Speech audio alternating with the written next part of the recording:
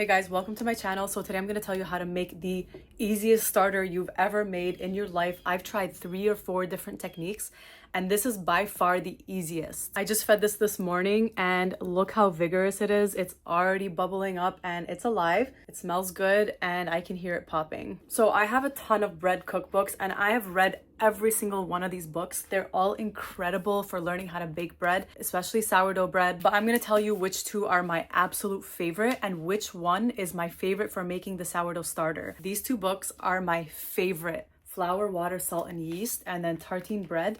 These 2 books are incredible. They're the only 2 books you need to start making bread. And like I said, I made 3 or 4 starters before I landed on the perfect one, and I used this book to make my starter. The reason I love it is because you don't have to measure anything. You literally just put flour and water. You put in enough flour and water to turn it into a thick paste, and that's basically it. You let the starter sit for 3 or 4 days, and you'll notice that the yeast and the bacteria, they're starting to ferment and create those amazing bubbles, and then you start feeding it once a day. To do that, toss out most of the starter, just leave like a little bit, maybe a teaspoon, and then add in flour and water and just make sure it turns into a thick paste and you're good to go. Like, you don't need to measure anything. A lot of recipes ask you to feed twice a day. It's just too much work for me. I'd rather feed once a day. In the book, they tell you to take a medium container, mix in half whole wheat flour, half white flour. Again, you don't need to measure, just eyeball it. You mix it up and then you use that for the starter, and you don't have to measure things individually. You don't have to measure out the whole wheat flour, the white flour, the water.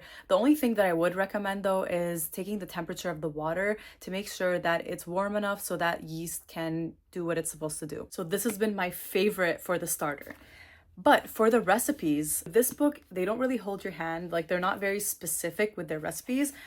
But if you want recipes that work every single time, then get this book, Flour, Water, Salt, and Yeast by Ken Forkish. Every time I make this bread, it tastes incredible. Okay, and Ken Forkish included 1-day recipes, 2-day recipes, and more complicated recipes. And one thing I do want to say is both of these books make doughs that are high hydration, which means that the dough is going to be more sticky and maybe a little bit more difficult to deal with, but they taste so good. Like, it's some of the best bread I have ever had. If you want to give one of these 2 books a try, I'm going to link them down below. They're the only resources you need to bake bread.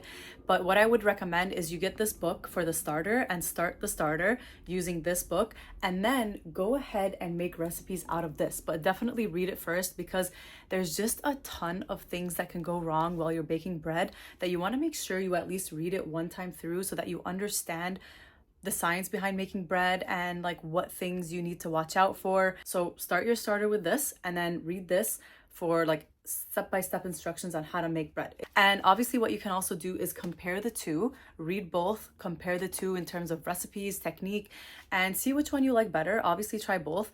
I tried recipes out of this and the bread was good, but I think I made a couple mistakes to where it didn't turn out perfect. But this one was just a lot harder to mess up, I feel. So yeah, again, get both of these books. They're amazing, amazing, amazing, amazing. Subscribe to my channel if you want to see more content about baking and bread, but also UGC and beauty and, other things like that. I'll see you in the next video.